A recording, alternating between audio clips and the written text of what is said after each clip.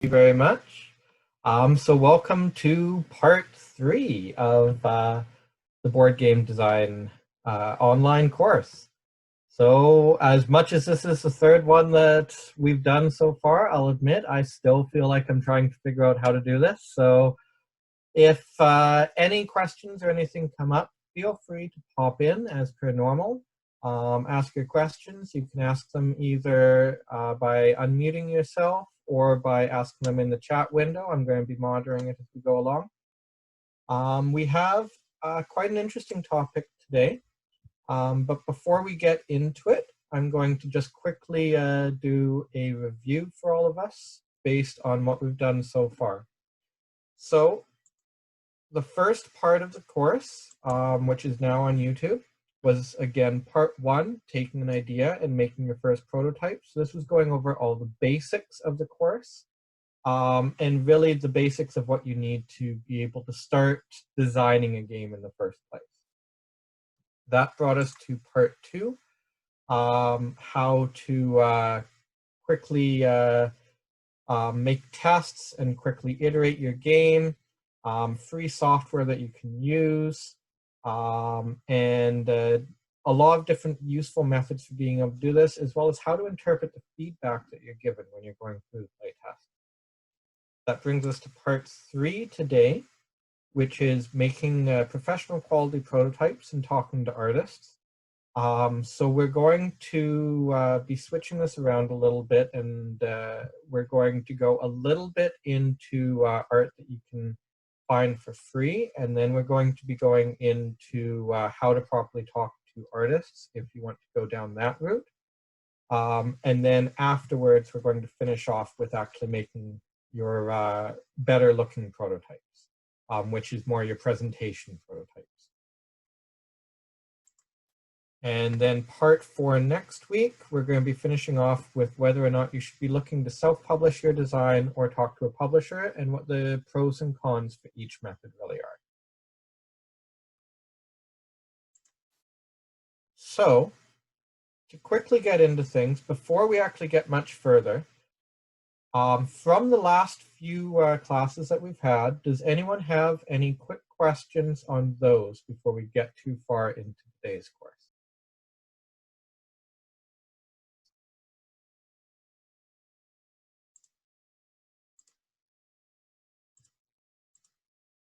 No questions? Okay, perfect.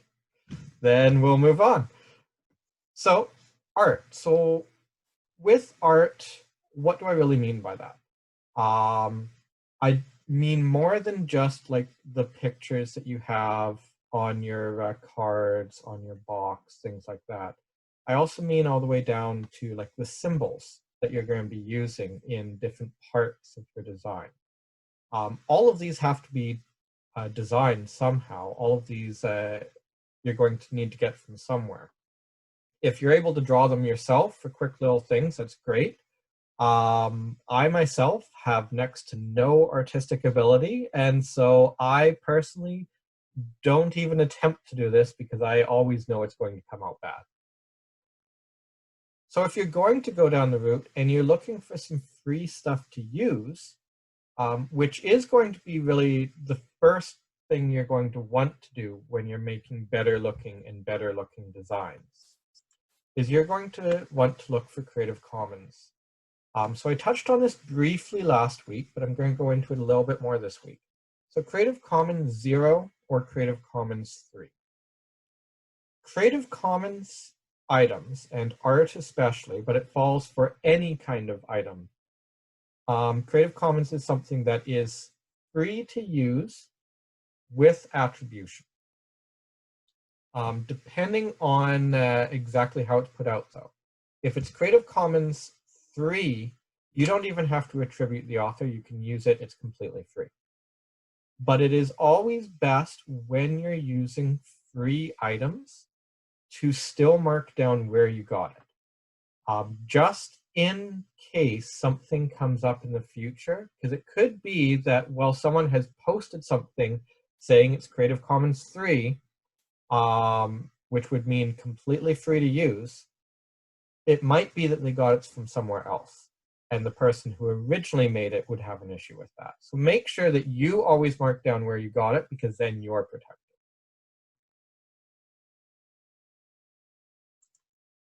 So again, make note of the original creator, or if there's nothing listed for the original creator, exactly where you got it. This could be a specific website you got it off of. It could be a book for photocopied material, if the book allows that sort of thing, which there are some books that are actually in the Creative Commons realm. Most commonly, though, this is going to be from a website.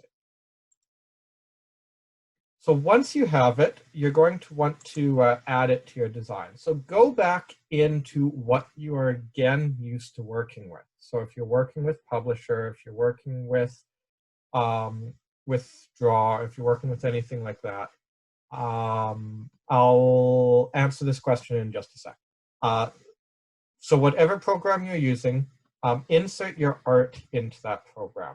And there will be different ways depending on what program you're using for inserting it into.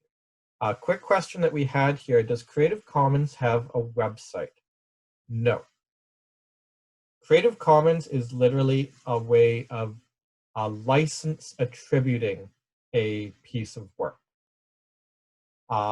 So what you can do is you can actually do a web search and put in what you're looking for. As an example, airship. And then afterwards, type in CC3 or CC0. That means that you're looking for airships under the Creative Commons 0 or Creative Commons 3 license. The difference between 3 and 0,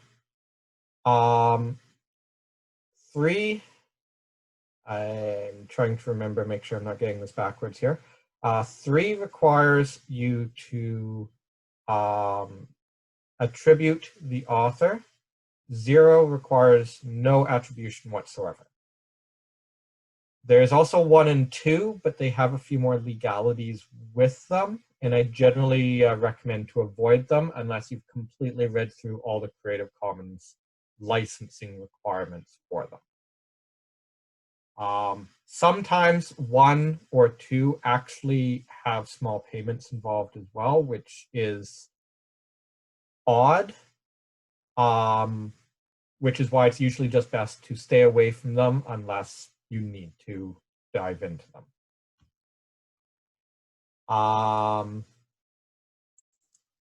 So put all this into your design. So if you're using Draw or if you're using Publisher, all you do is you insert a picture item into your design, and then you put it in. You remove the border, there you go. Or if you want the border based on a certain thing, you have it. And it actually will be able to line up very, very quickly and easily. What's interesting is some of the earlier games that I have out, the final games actually use this method for some of my earlier games. This is not going to look as professional as having a layout artist work on it or anything like that, but it will work well enough for presentation purposes. And if you spend enough time tweaking it and just trying to make it look just right, you may actually even trick people into thinking that it is done by a professional layout artist. It all comes down to how much time you're willing to spend on that. So this is if you're going the free art route and using, again, those free software tools or software tools you already own for making your prototypes and trying to turn them into better looking presentation prototypes. So now we're going to switch tracks a little bit and get into getting full-on art for your game. And for that, I'm going to introduce a couple guest speakers that we have today. We have Gord and Chris with us, who So, are former Club Penguin artists, having worked with Disney, and are now working on a tiny little game called Box Critters. I'm sure much of their work is almost completely unknown at this point in time. Um, with Club Penguin only having closed a couple of years ago here. So they, I think, would be the best ones to hear from as to exactly what it is from an artist standpoint, what all of this means. So I'm just going to turn this over to you guys for a second here. perfect. So our first slide here is talking about the development pyramid. And this applies for artwork. It can also apply for a lot of things in a project. But whenever you're working on a project, there's three things that you want to be conscientious of. And that's, well, the way I learned it is people want things done cheap, quick, and really good. Pick two. Yeah. So if you want to be conscientious about your time and cost, is not going to be very good. The quality will unfortunately suffer. Yeah, just depending what the budget is and how quickly you need the assets created. If you want things done quickly and high quality, then it ain't going to be cheap. I know in the case, like when working in a team, sometimes you might have to hire multiple artists type thing in order to produce all that artwork. So you're getting a lot of quality art, but of course, with the added cost of bringing more artists on. Sorry, yeah, it's quick and it's high quality, but it is going to cost more. Yeah. Or you'll have one artist who will put on many, many hours of work to get high quality work done, but then you will be charged a lot for that expedited process. And then you want things done really well and really cheap, then it's not going to be done very quickly. So yeah, we got any anecdotes for that? Other than, I guess they'll try and fit your project in when they have time. Yeah. Usually with that one, they're fitting it in amongst all the other projects they're doing. It's not going to be a high priority. It's not a priority project for them, yeah. Yes. Ooh, yes, important. Plan to speak to a publisher, you should not be talking to an artist. Now, I assume that's being added because if you're taking your project to a publisher, the publisher will have artists. Well, it's not only that the publisher may have artists that they like to work with, but it's also the fact that they may have a particular art style in mind for your game when you present it to them. So if you've paid for artwork and they look at your design and go, oh, this would be an amazing game to be in this particular style, they're going to throw out all their artwork that you've already paid for and commission all new artwork for it. So if you're planning on speaking to a publisher, do not be speaking to an artist. Use the free art route to give the publisher an idea of what your game is capable of and what the look ideas could be. Yeah, that makes sense. All right, so when talking to an artist, yes, very important to respect their time. It's a job for them. You don't want to negotiate a percentage of your Kickstarter.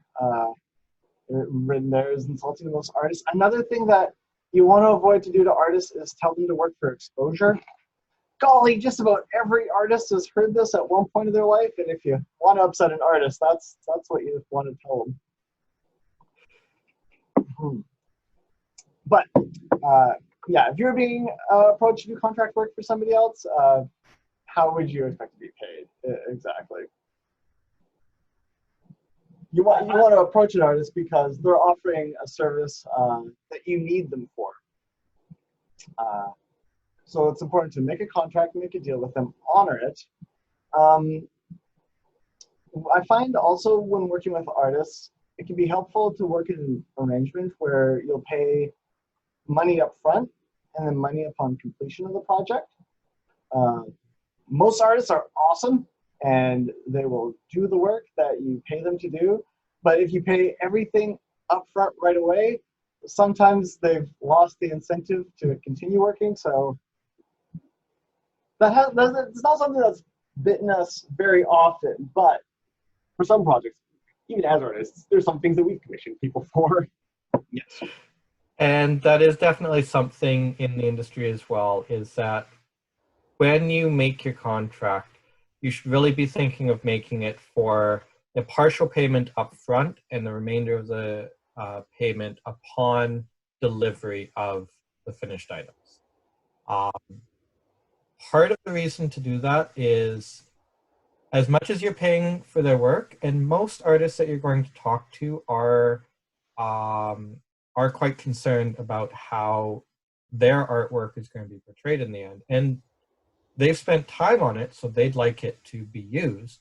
You are going to find some, unfortunately, that don't care as much. We had something happen actually for our game No Escape, where we paid for a whole bunch of artwork up front. The artwork that we got back looked beautiful. However, the artist had not included extra along the edge, which is required when you're going to print. And so there was no bleed in the art itself. All the art, everything that was required on it went right up to the very edge. Because we paid for it up front, he was not willing to make the changes. And unfortunately, we could not use any of this art we paid for. It would not work in print. Gosh. Yeah, when you're in a spot like that, I know after you've given a final payment, that really puts you in a hard spot. It seems like sometimes you can offer to pay for adjustments and see if they'll be willing to do that.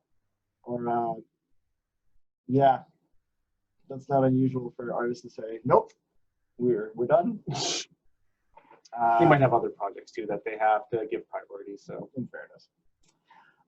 So understanding the process when it comes to working with artists. Yes, we begin with sketches and roughs. It's good when you're talking with artists to have lots of approval sessions, mostly at like 3 main points of the process. So first is you'll want to see all the sketches, which are just very rough ideas, kind of, it could be a rough layout or kind of what the artist has in mind. and sorry, actually, just going to back up one bit. Even before it comes to roughs, when approaching the artist for a game, any of the prototype work that you've done, of course, beforehand, where you've laid out sort of boards and all that, share all that with the artists, just so they have a point of reference of what sort of huddle you want things laid out. Another good idea is if there's any other illustrations or images that you had in mind that you wanted this look or this sort of flavor, it kind of works like a mood board for the artist to assemble a bunch of images and just to give them an idea of what you're looking for. And then with that, yeah, information, then the artist can start making their sketches. And sorry, then it goes into what you were saying again. Yeah. Well, I was also going to say at the sketch process, this is where you want to, if you see any problems with the art or want to make changes, this is where you want to bring them up. It is the easiest for the artist right now to make changes at this stage.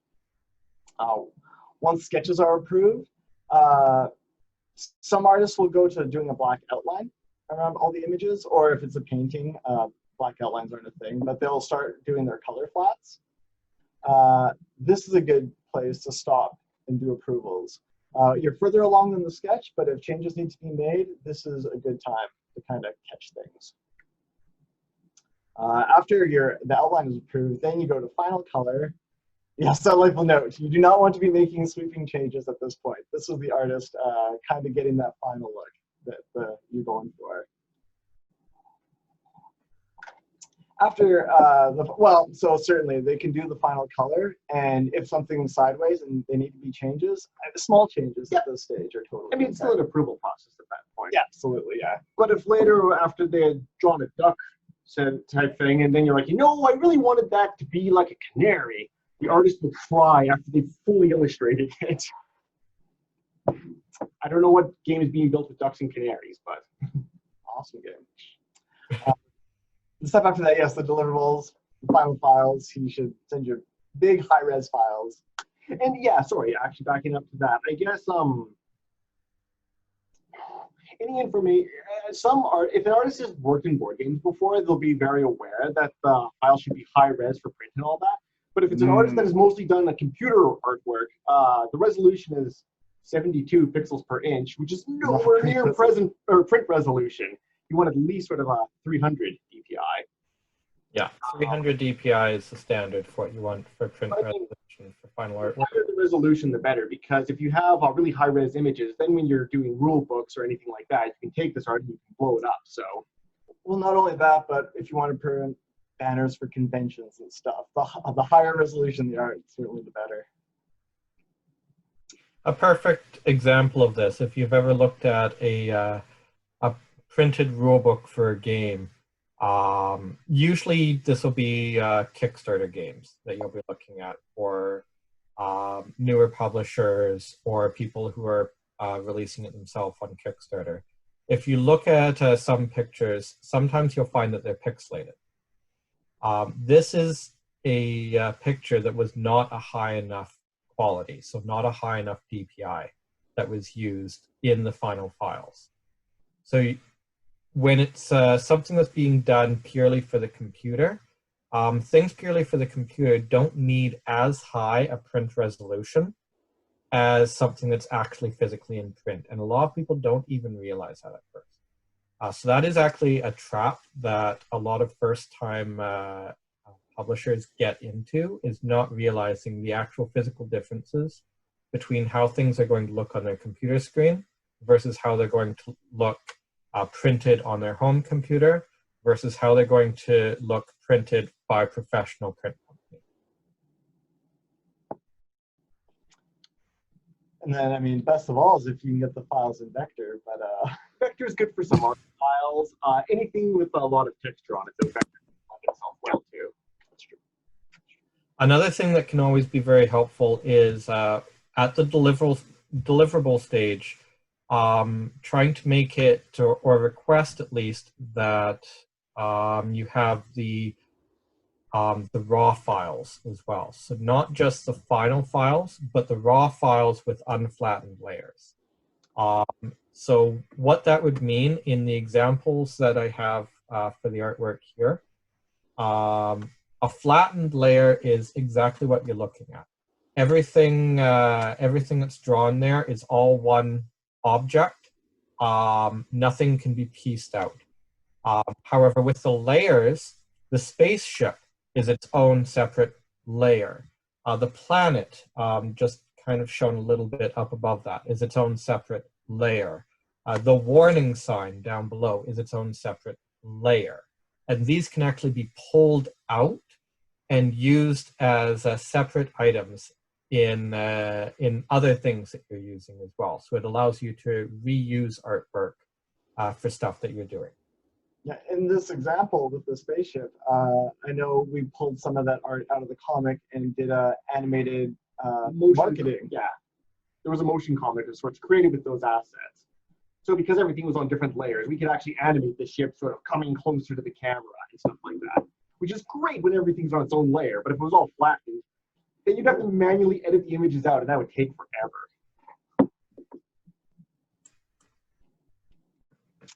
All right, so when talking to artists, it's good to have an open communication, address concerns and problems right away. I think when you're working with an artist, yeah, you mentioned like show examples of work that you'd like them to create, but it's totally reasonable to ask for examples of the artist's work, just to see, make sure they're a good fit. What you don't want to do is ask them to give you sketches for free. You know, get existing sketches or pay them if you want to see sketches.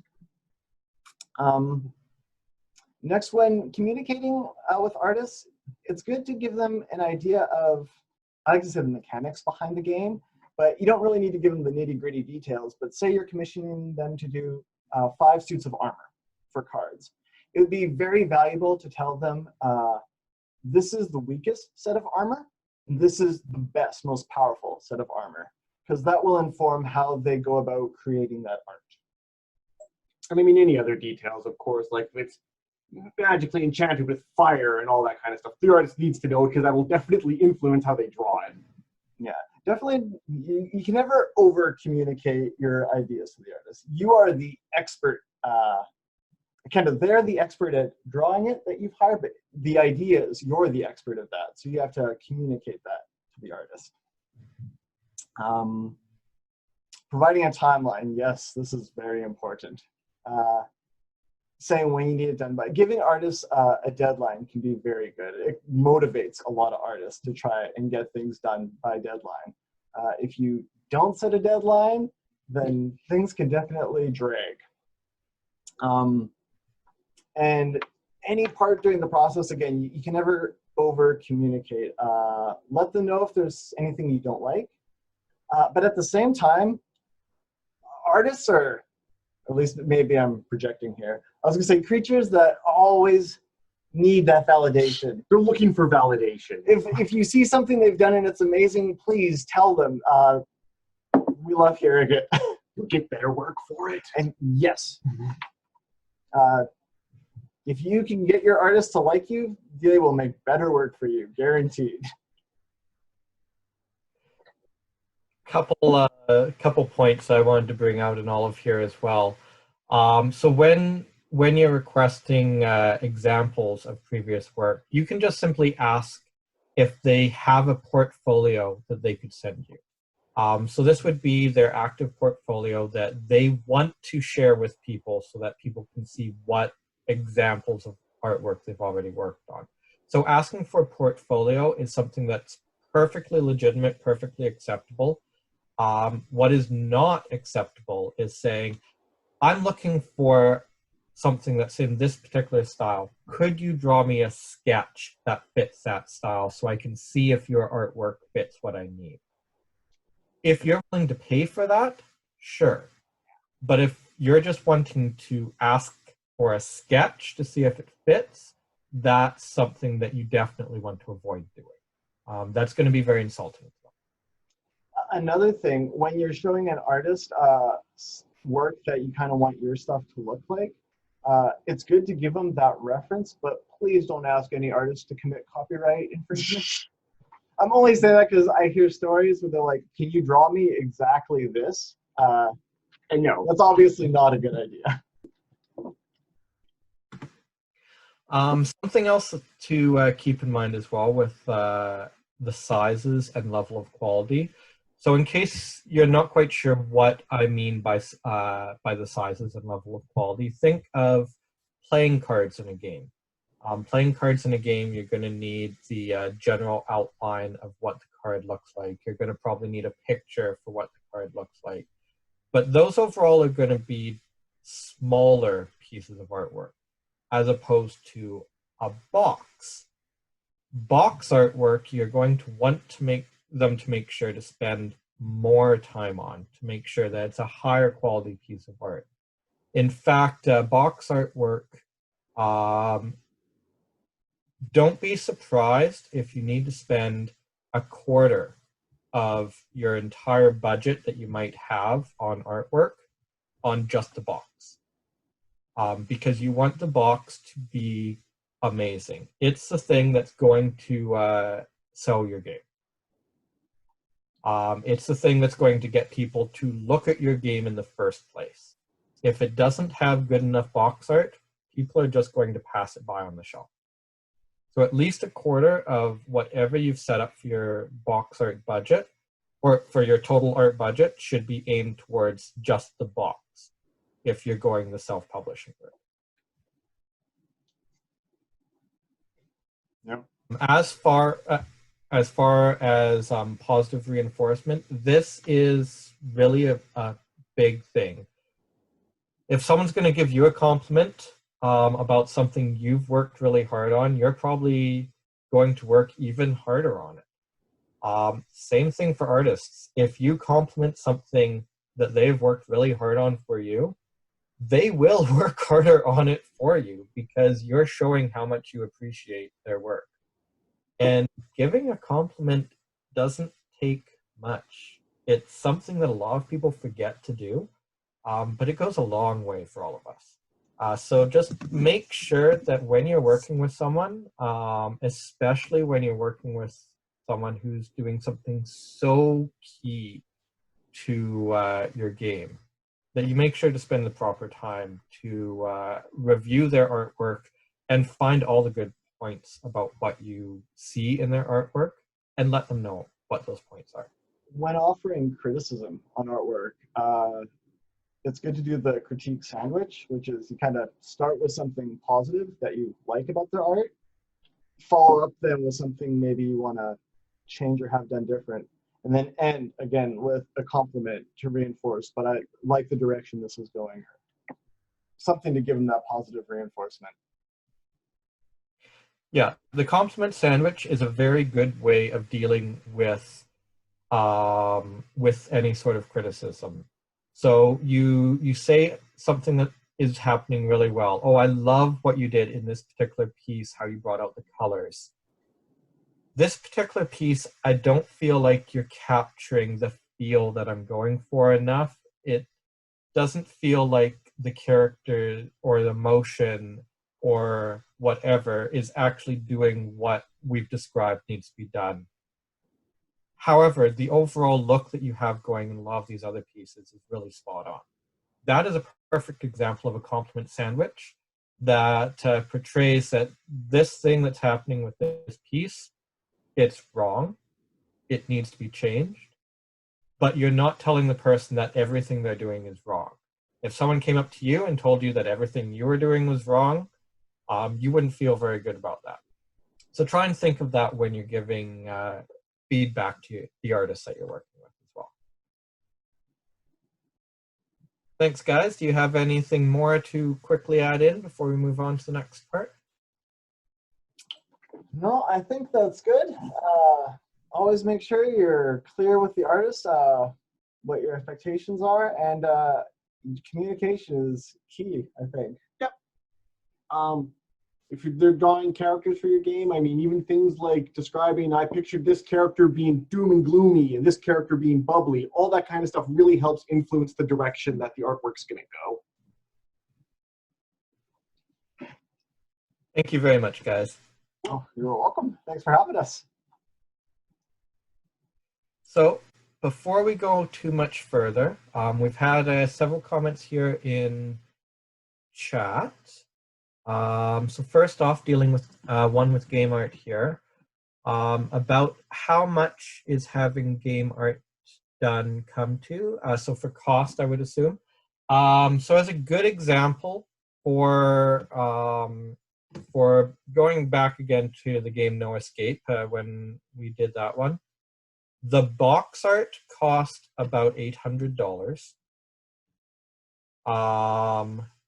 And we actually got that at a major discount because the artist was part of a specific group that we were working with. He was willing to give us a discount on the art. The entire art budget that we spent on that game, keeping in mind that the art is actually very simple, was about $2,000. And $2,000 is actually on the lower side of what you would be paying for art. So yeah, to help decide whether to even consider trying for self-publishing or not. So yeah, I did all the art for a small game for $450. Yes, you actually should have asked for more. And this is something that getting into the industry in general, not just getting into the board game industry, but getting into the industry in any sort of profession, a lot of the time you don't even realize where to price yourself at. So let's see if this will show up here or not. No, I'm going to have to disable my virtual background for a second.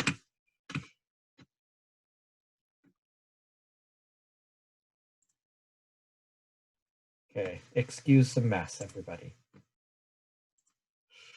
Okay, so this is artwork for No Escape. It's actually relatively simple, but this still cost us around $800. This was the actual, this was printed locally.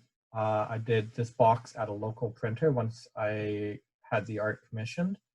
The final artwork on the actual print copy of the game, very slight modifications to it, not a lot. But one thing you might notice, this one's glossy, this one's matte. The glossy one was because that was the only option available at the local print shop. The matte looks better on a shelf. Glossy, one of the biggest problems is you have light glare with, and on a shelf, it's very, very easy for it to scatter the light in such a way that the box just looks horrible. So when you're getting box art printed, you always want to try and go for the matte feel. As examples of the kind of art we had for the commission, we had back of tile art.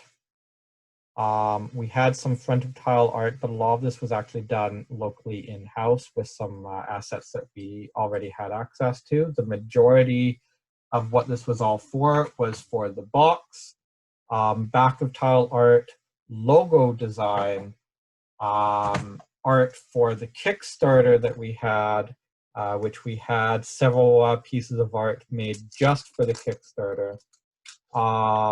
The cards that are in the game, both sides of them.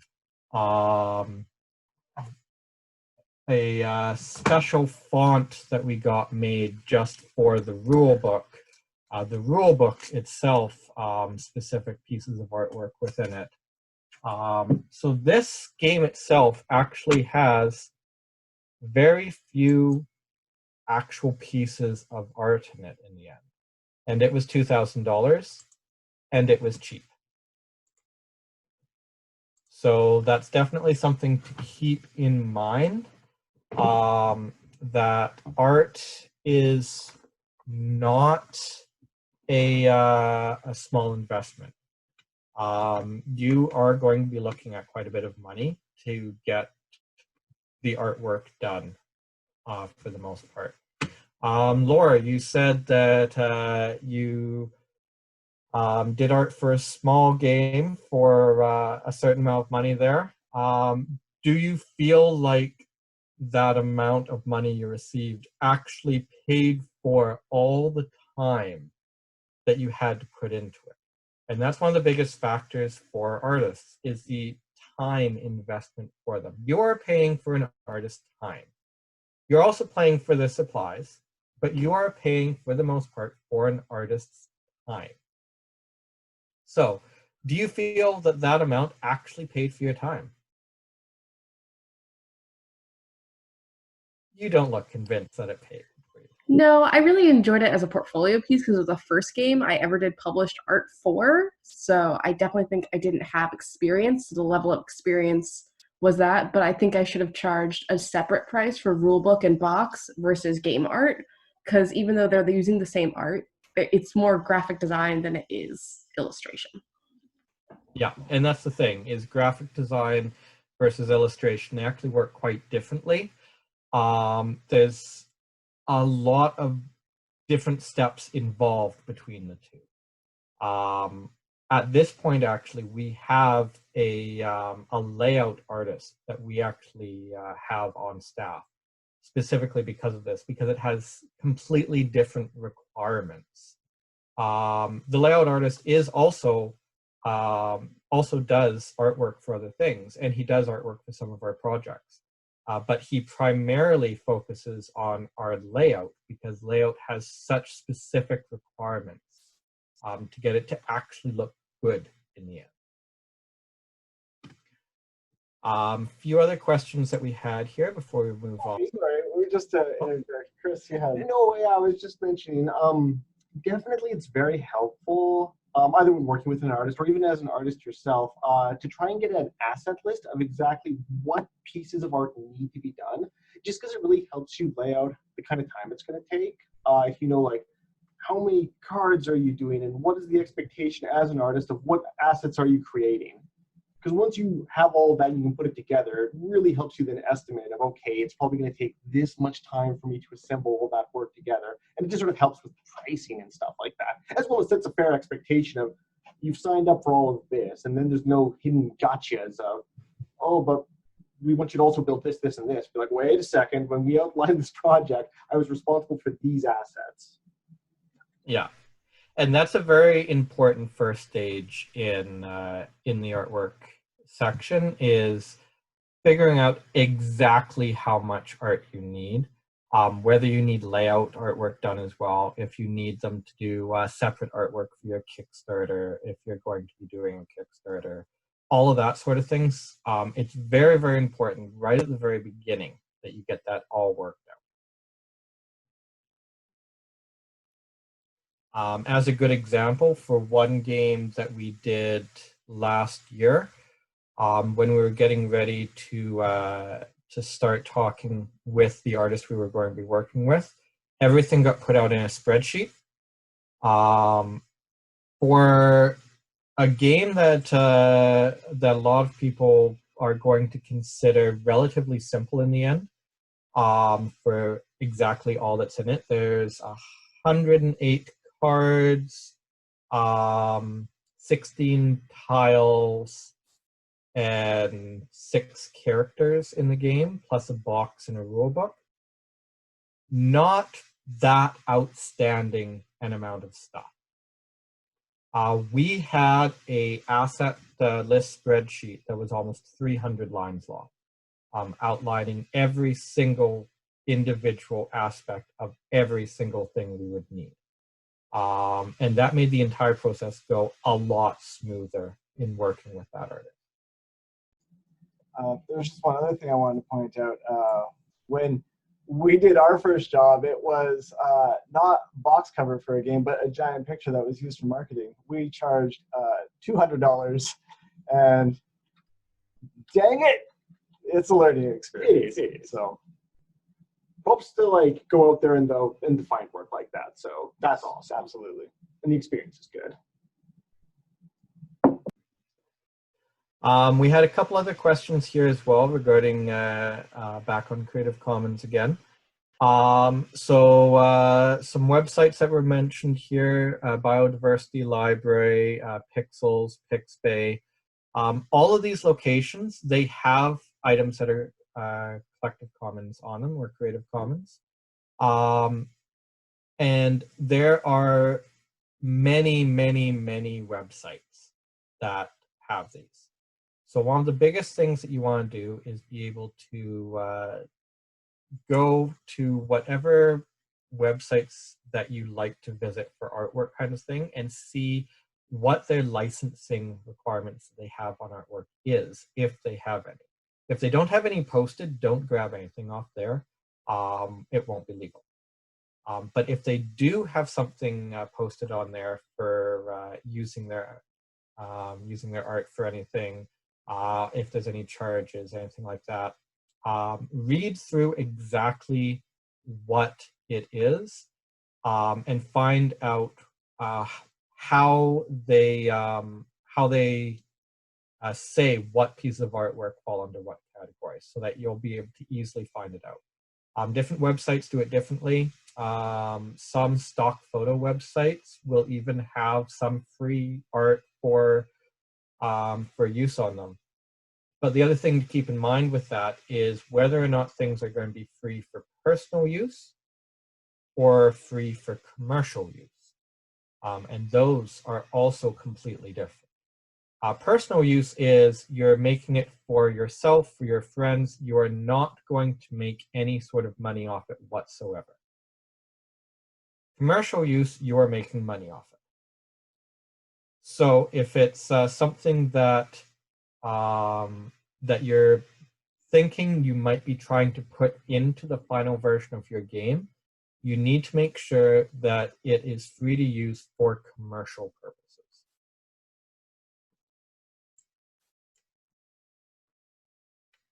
Okay, so we're going to move on to actually making these final production quality prototypes now, or the presentation quality prototypes, as they're also called. So there's two ways to do this. The first way is do it yourself. So the things that you need to keep in mind when you're doing it yourself is that this is going to take time. So just as hiring an artist, you're paying for that artist's time. When you're doing it yourself, you have to consider how much time is this going to take, and is it worth the potential financial savings to spend the amount of time to do it myself. So, some tools that are helpful to use if you're going to try and do this. So a rotary paper trimmer. So you can use one of these handheld ones, but an even better one is actually a full paper trimmer. There's two styles of paper trimmers. You have the guillotine blade and the rotary blade.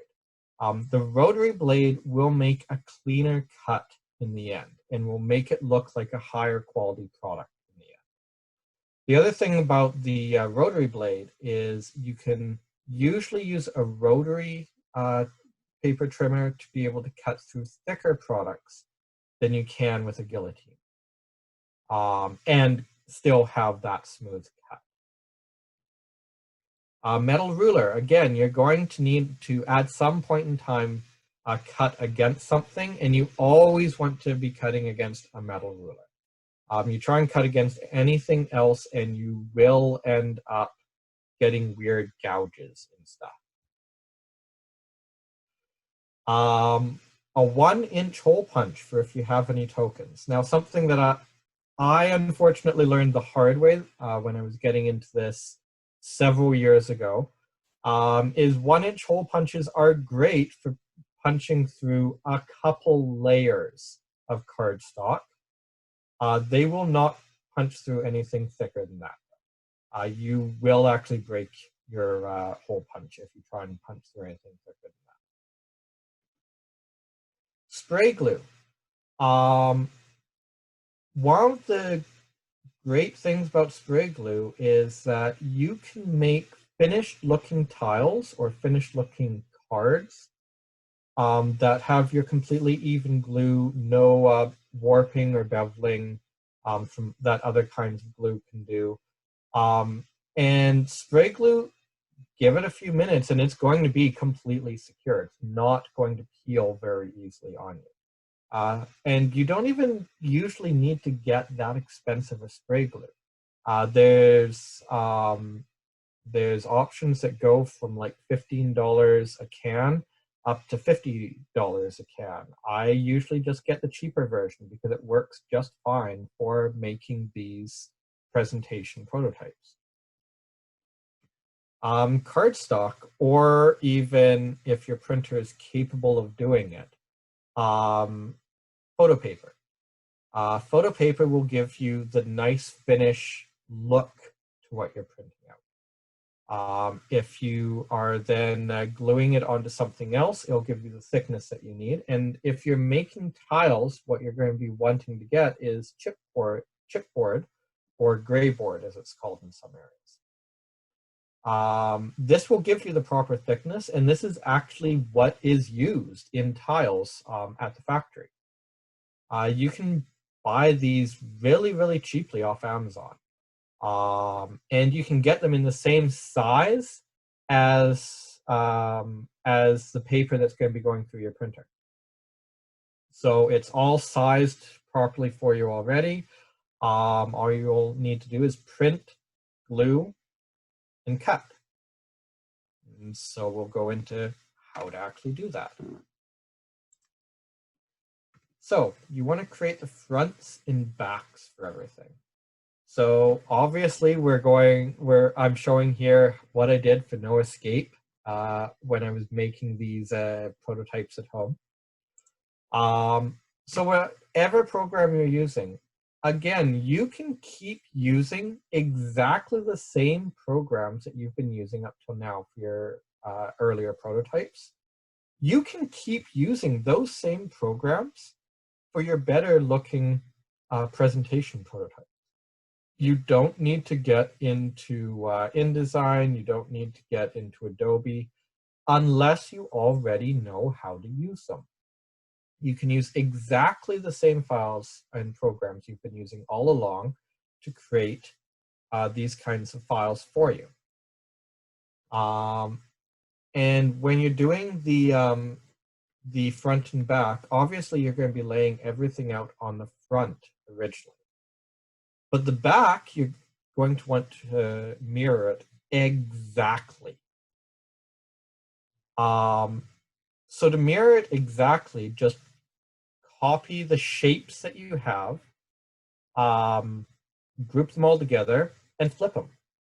Now they're going to be mirrored exactly for the back. Now you can just remove the artwork that's there and put in the artwork you actually need for the back. The nice thing when you're doing cards or tiles, usually you only have to do this once, because everything's going to be exactly the same on the back for everything. So it takes a little bit of extra work for the setup to get this to work properly. But you just flip it over, unlock everything, flip back each of those individual pieces again. But now they're in the right position to print on the opposite side for your files. What you do is you then lay them out and you spray glue them. So what you can, we'll get to some pictures of this in a second here, and you'll see exactly how I laid these kinds of things out. But the other thing you want to make sure you do is set it up so you can cut it out properly. So just like you're going to need to do for when you're doing final printing and sending things off to a print shop, you need a bleed area, because there is absolutely no way you're going to be able to line this up perfectly and get a perfect cut on both sides of the paper so that everything looks absolutely perfect both sides. That does not happen. So make sure both sides have a bleed area, and set it up so that you have your cut lines included in with that bleed area. So set up your file with the cut lines on it. Set it up with those on the back. You always want to align everything towards the back. The reason being that when people are playing a game, they're looking at the backs, and they're looking at the backs of other people's stuff. They're not looking at the front, you're looking at the front. So if you align everything to the back, everything's going to be uniform. They won't be able to tell what you're holding or what you have or what the next things coming up are going to be because of misalignments. So you line everything up according to the back, try and cut it out as well as you can according to those cut lines. And the small variation that you're going to get from that is not going to be as noticeable for people playing it. If you actually look on any of the review videos that there are for No Escape, with the games that those people are playing, they're all playing with prototypes that I made by hand. So none of those were done through a print shop, and none of them were done through like Game Crafter or Final Production prototype, Final Production, anything like that. These were all handmade prototypes that I sent out to reviewers. So print it out onto your sheets, print a couple test pages. Don't worry if things don't line up perfectly, because they never will. Just make sure that they're close enough. As long as they're close enough, you're going to be good to go. Sometimes what this means is that you won't be able to get them fully lined up the way you want. put an extra set of cut lines on the front, just along the top and one side. Cut out the top and one side on the front, top and one side on the back. It would be the opposite side. Now you know they're going to line up properly. So that's something that you can do if, no matter what you try and do to switch things around, you just can't get them to line up when you print them out. Just take the cheat of cutting off the extra area and lining it up that way.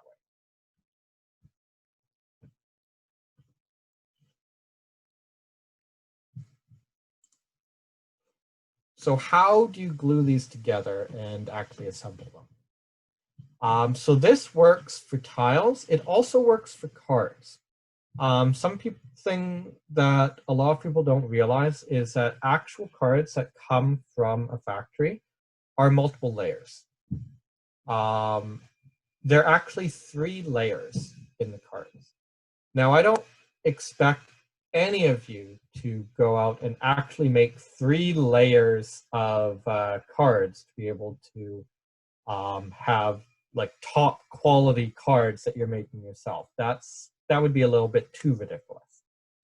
But what you can do is you can print front and back, spray glue them together, and now you have exactly what you need on both sides, and it's going to be a thickness that is going to be very nice to play with for prototyping and for reviewing, and it's going to be something that won't show through each side, which is an issue that you can have if you only print a single sheet, even a thicker sheet.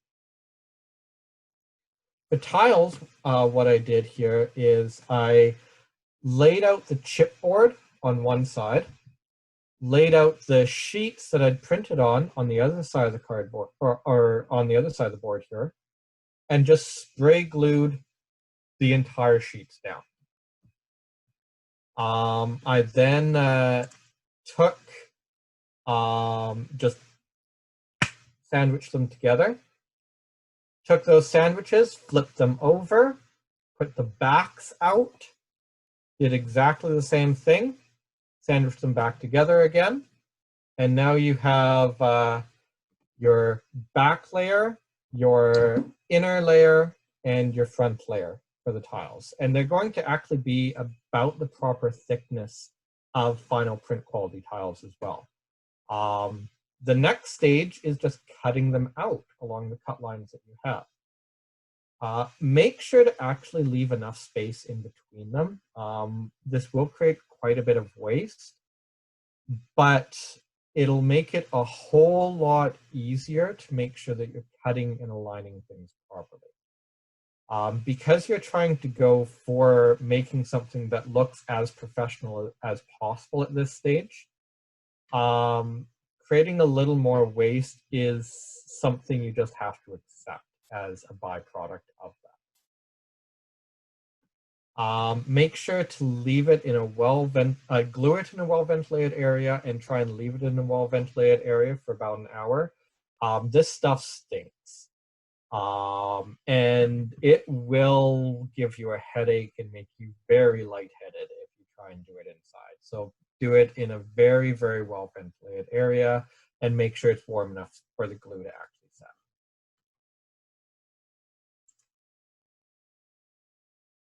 Okay, so you've considered doing that, and now you're wondering, well, how long? Just had a question here. Did any reviewers have issues with reviewing a game that is a prototype?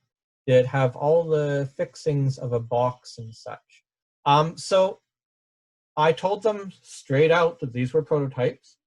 Most reviewers, if you tell them right off the bat that you're sending them a prototype, they're going to be happy with that, as long as they know what it's going to be when they receive it. That being said, I spent quite a bit of time making these. So they had rule books that were fully printed out and assembled. They had boxes that I'd gotten done at a local print shop. The tiles were all cut out. cards were cut out and assembled. It had a box insert that I assembled myself. So it looked like it had actually come from the factory. That being said, I kind of went above and beyond.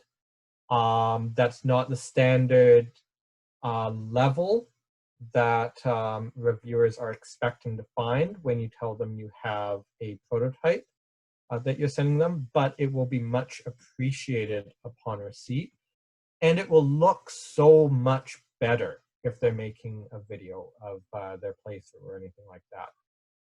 Because you're going to want to use those videos in as many different ways as possible. You're going to want to advertise those videos in as many ways as possible.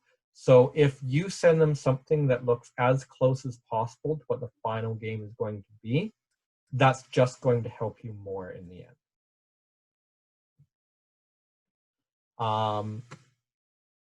So one thing to keep in mind with this process takes a while. As a perfect example, No Escape has 132 tiles in it.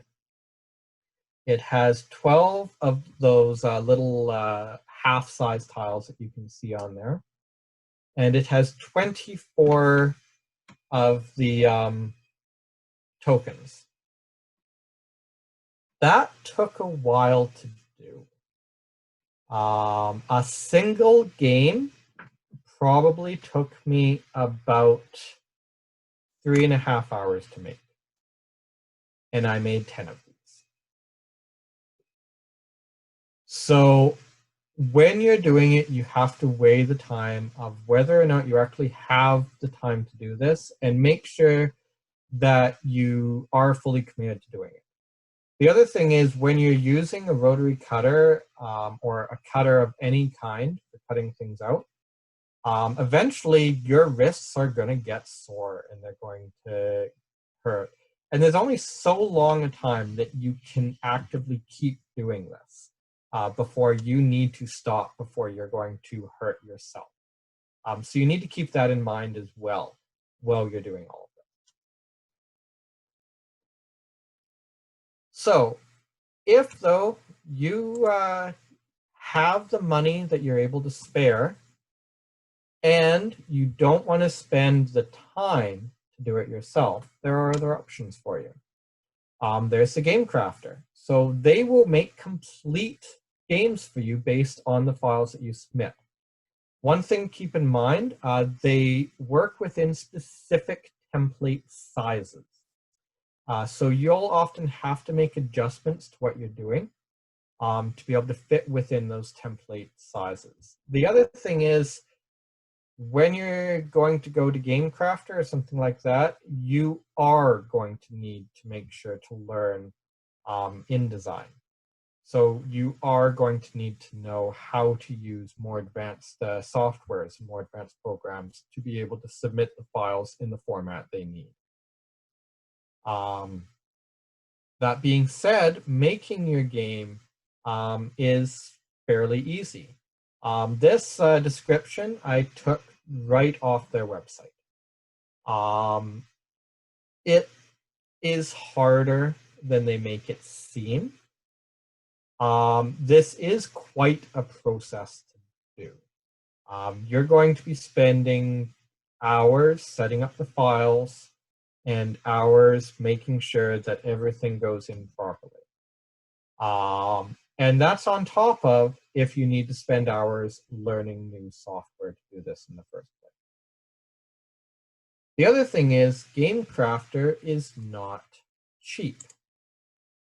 As a perfect example, we had 3 prototypes made of the newest game that we're working on right now, Starlight. As much as it is a more involved game, it has a lot of cards, it has lots of tiles. It was still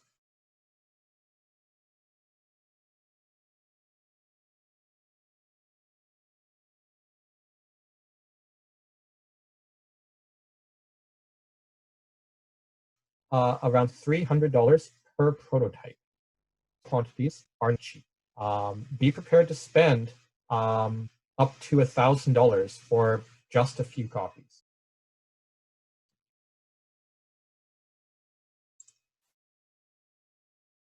So doing it is quite simple. You can buy, you can have games that are that they make for you and get everything set up that way. But you can also just buy individual pieces off them. So this is useful if you're planning on going primarily through the route of making most of the stuff yourself, and you just want some pieces that you can't make, like wooden pieces, plastic pieces, different things like that. You can order them off GameCrafter. In that case, it's actually relatively cheap.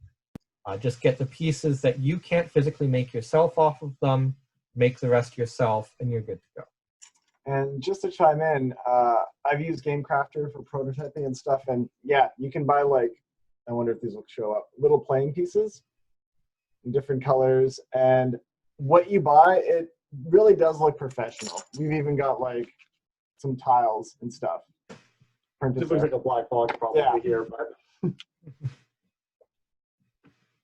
the quality is very good. Yeah, they do have really good quality items.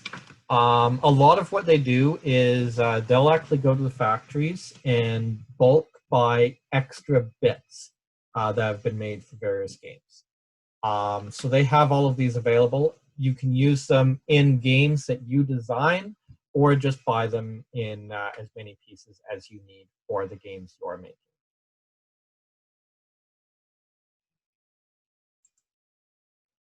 Another option available is make playing cards. So this is makeplayingcards.com. The advantage that they have over the GameCrafter is that they specialize in cards.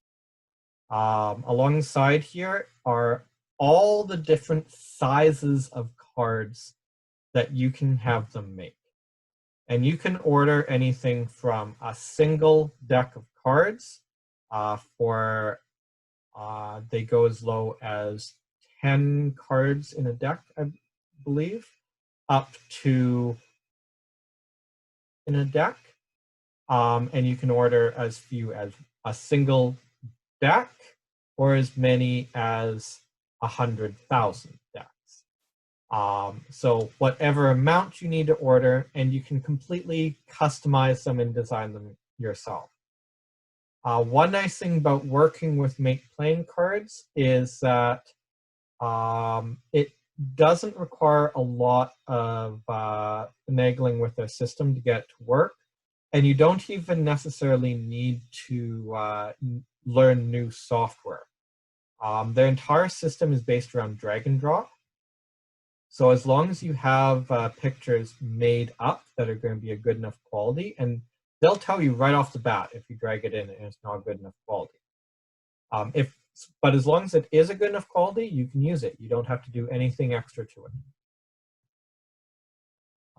So this is something that if you're going primarily off of cards, it's a very good option for you because this is literally their specialty. They have even just recently started to use clear cards and print on clear cards. So if you have games that you need clear cards for, Make Playing Cards has the capability of doing that now. They are also associated with the place boardgamemaker.com, where you can make full board games through. They don't have as many options with that, though, as the GameCrafter does. So if you're planning on, or if you're needing a lot of requirements for your game, and more than just cards, the GameCrafter would be a better option for you.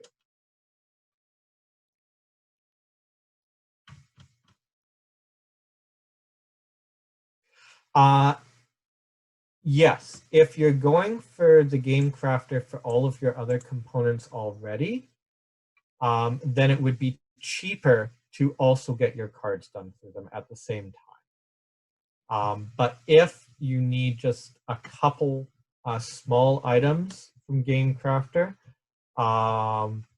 Boxes, individual small pieces, things like that. And then you realistically, all you need otherwise is lots of cards. Then in that case, playing cards would be better. So essentially it comes down to if you need a lot of other components, it's going to be cheaper to get it through the Game Crafter. If you need almost entirely cards, it's going to be cheaper to get it through Make Play Cards.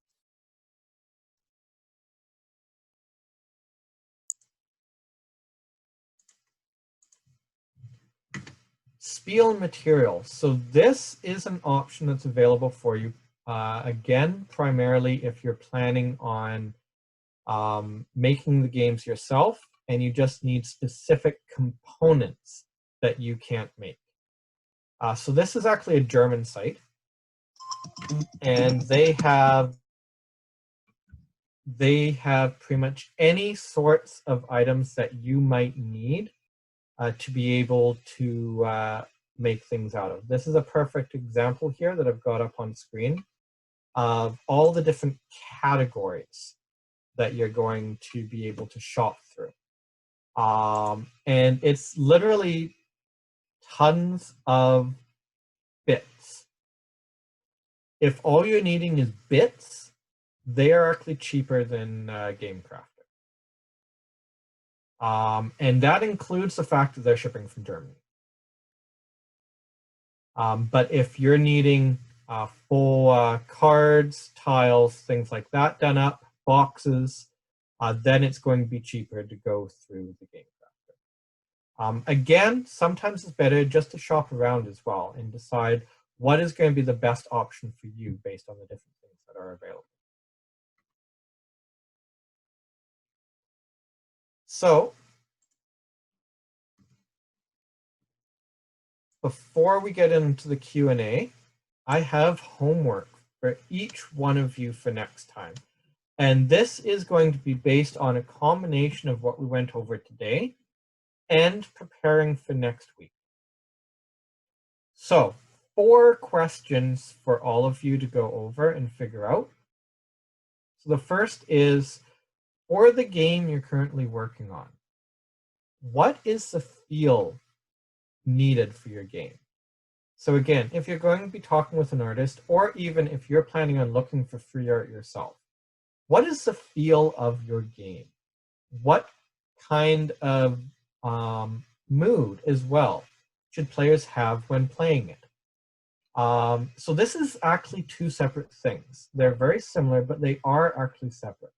The mood that players have is not necessarily the same as what each individual art piece feel is.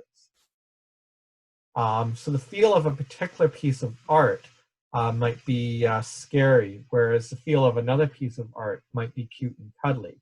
But the overall mood that the players might have is inquisitive as to what's going on. So that can be very different depending on what you're trying to achieve in the game. So try and figure out exactly what those things are for your game. And then what would be 3 sentences that describe your game? To take this even further, 3 sentences that will make someone interested in your game. And then the last thing to try and figure out as homework for next week, what do you estimate the production cost of your prototype to be if it was to be sent to the printer right now? So this is going to be something for you guys to guess on. How much would it actually cost to make your game? Take that one step further then and try and think of what other costs you might not have included in that. That'll get us prepared for next week when we're going into self-publishing or working with a publisher, what you need to know between both. So at this point, I want to open up the floor to everyone for any questions that anyone might still have at this point.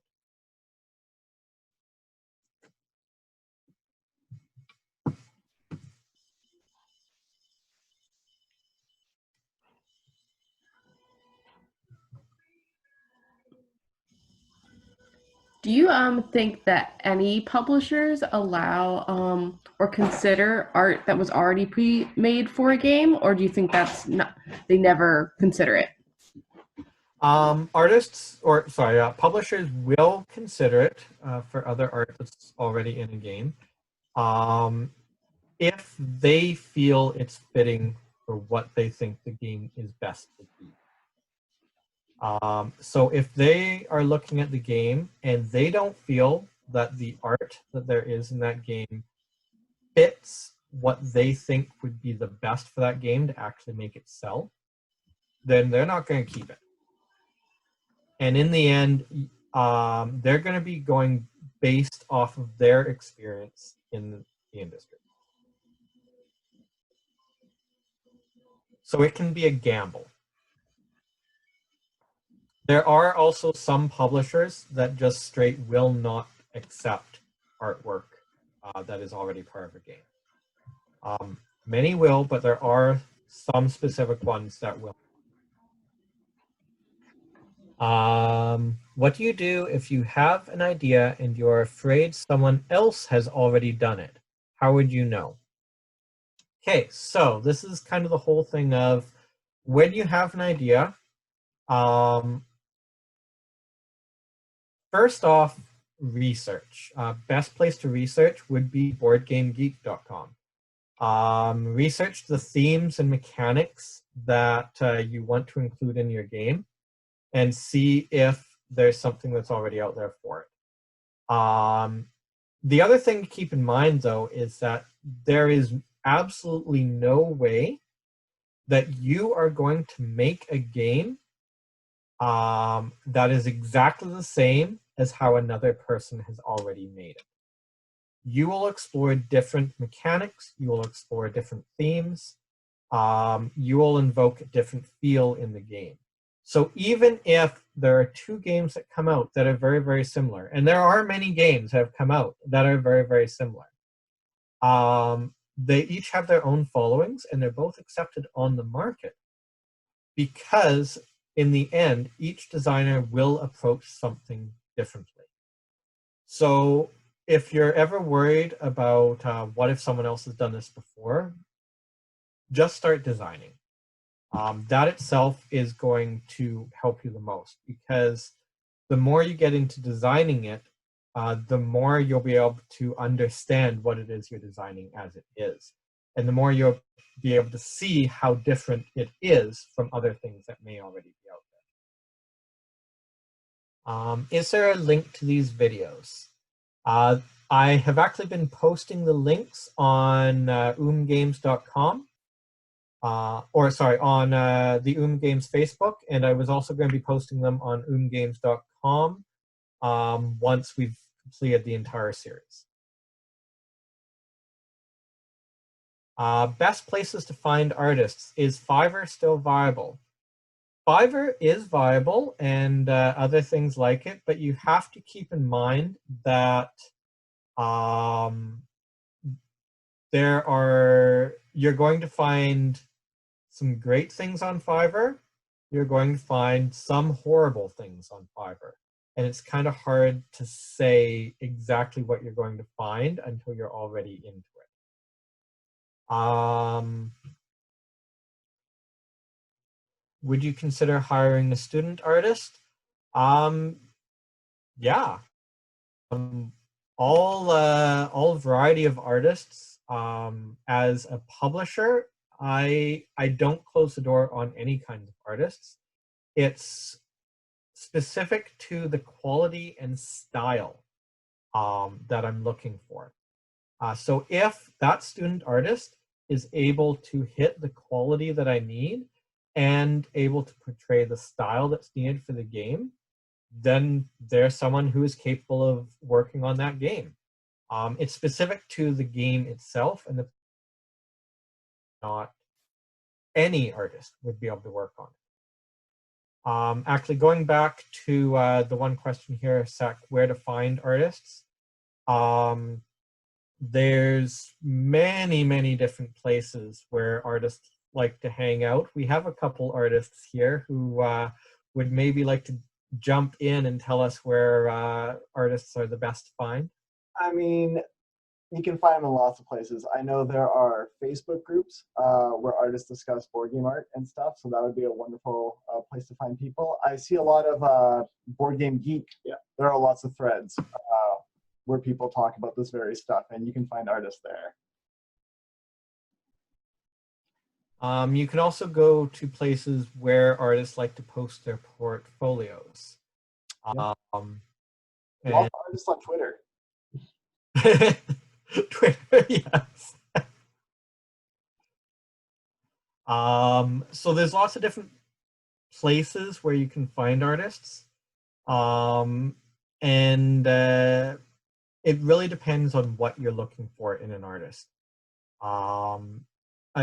As was already mentioned, Facebook for the board game groups, there's actually specific board game artist groups for Facebook. And so those are good ones to go to because those are artists that like to work on board games and are interested in getting more work on board games.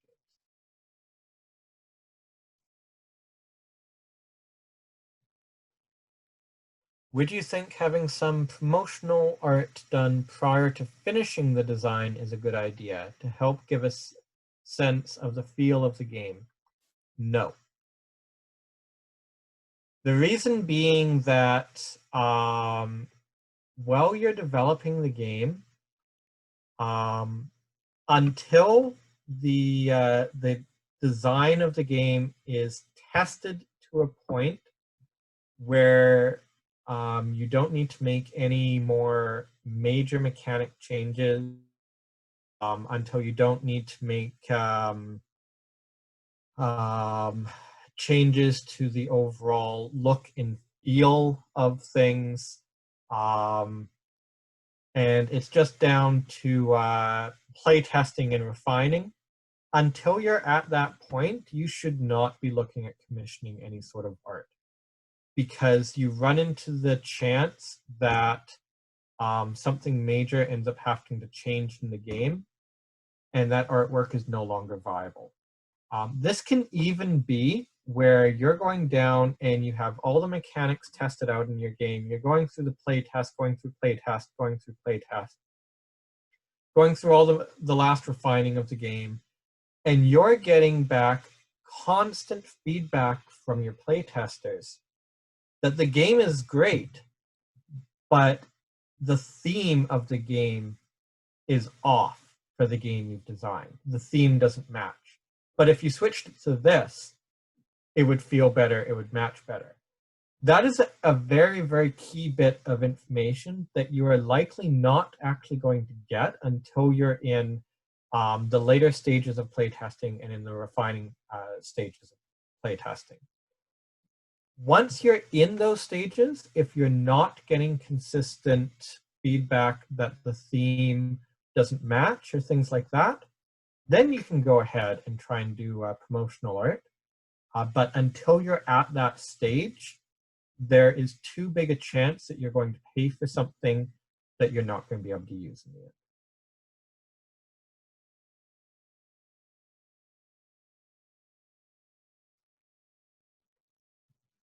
Do we have any more questions? Oh, yeah. Would you think having... Oh, okay. Yeah, you're welcome. No, I actually have one. No, I'm actually making a game that's a stacking game. So I don't really need a whole lot of artwork because it's just stacking blocks. So what do you think would be the best way to go about as far as like molds and would you have an idea of like how much like those specialized pieces would be? Molds are expensive. A whole lot more expensive than you're even thinking right now. But to make specialized pieces for your own prototypes, you can actually get what you need from hobby and craft stores. There are materials that you can buy which are mold kits. You have to make the original first. You can make them out of clay or make them out. I know that's what I did. I cut them up in my backyard, and then afterwards I was like, no, this is taking way too long. So I went to a 3D artist so I could get the STL files for them, and now it's more of not like do I go in the direction of like making the molds, which is like really expensive, but. So if you're planning on doing this as making things yourself at this point in time still, which it's looking like you might even need to do if these are specialized pieces, you can go to hobby and craft stores, and they have mold kits,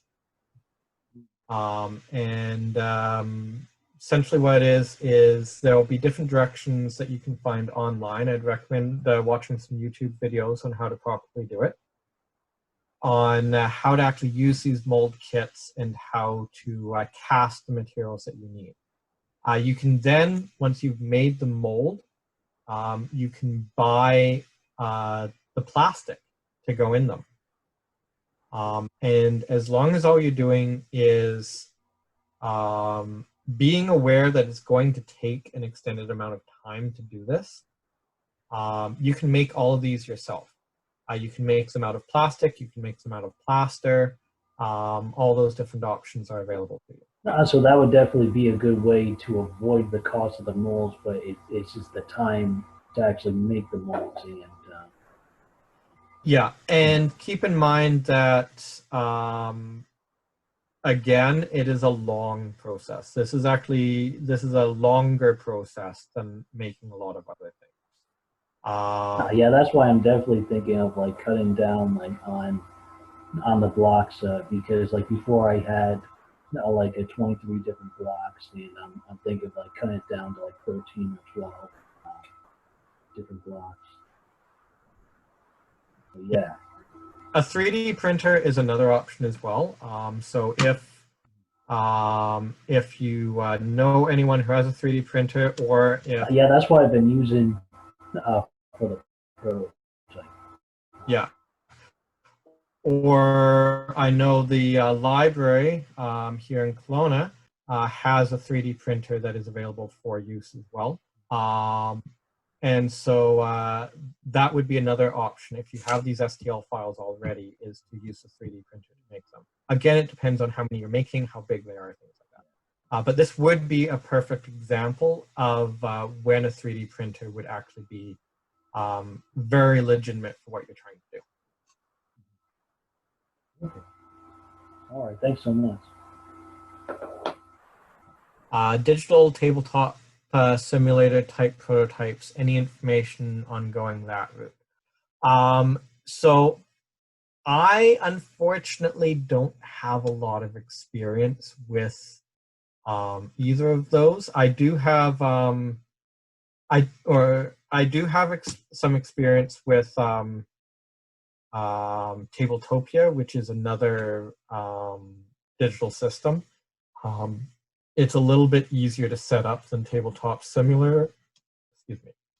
A little bit easier to set up than Tabletop Simulator. It's still going to take you quite a bit of time to do. One of the big things is you're going to need to set up your files in such a way as if you were setting them up for print already.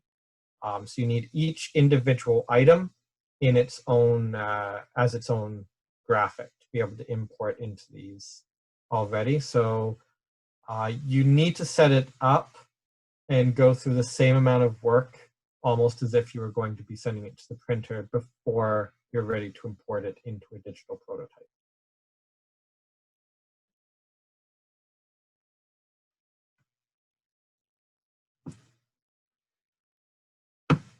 You mentioned box art average cost. What is the average cost per you in Quest cards, say a 52 card deck.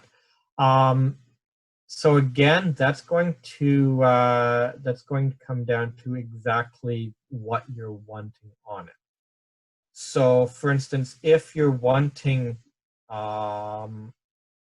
just a very, very basic layout and no specialized artwork, the basic layout itself, if that's going to be the same between all 52 cards, that's not going to be that expensive. That you might be looking at, depending on where you go, depending on the artist, that could be anywhere between $50 and $200, depending on where you go, the artist, the complexity involved. When you're adding an individual picture per card, expect to be paying that much per picture. So artwork, the cost piles up very quickly. One of the ways that you can save on this is if you decide that you don't need to go through all the stages of art. This can create some issues, but instead of getting fully colored art, maybe you want to just very, very light colorations and outlines. Those are going to be quicker and easier for an artist to make, but they don't look fully finished for even when it is a finished game. And there are actually many games that have gone with that for when they have lots and lots of artwork. For certain games, it does work if that's a particular feel overall that's trying to be evoked. Usually you need a general background behind that is nicely done up as well, so that it'll kind of match with what's being done. But you're going to be spending per piece, expect to spend at a bare minimum $100 per piece of artwork that you're looking for. On Game Crafter, it appeared you can publish on their website. Would you go that route? It works for some people. I mean, that is actually how The Captain is Dead started. Is they actually started as a Game Crafter game being published on their website. So for it can work. But what you have to keep in mind is that games that are published directly through Game Crafter are going to be significantly more expensive on a per unit basis to print than if you went and had them printed at a print shop anywhere else. Because Game Crafter is more generally for specialized smaller print runs. It is an option, but you have to keep in mind that you are not going to be able to price your game as high as you'd like to make it attractive to people based on how much it's going to actually cost in the end as well. And that's something that we are going to get into a little bit more next week as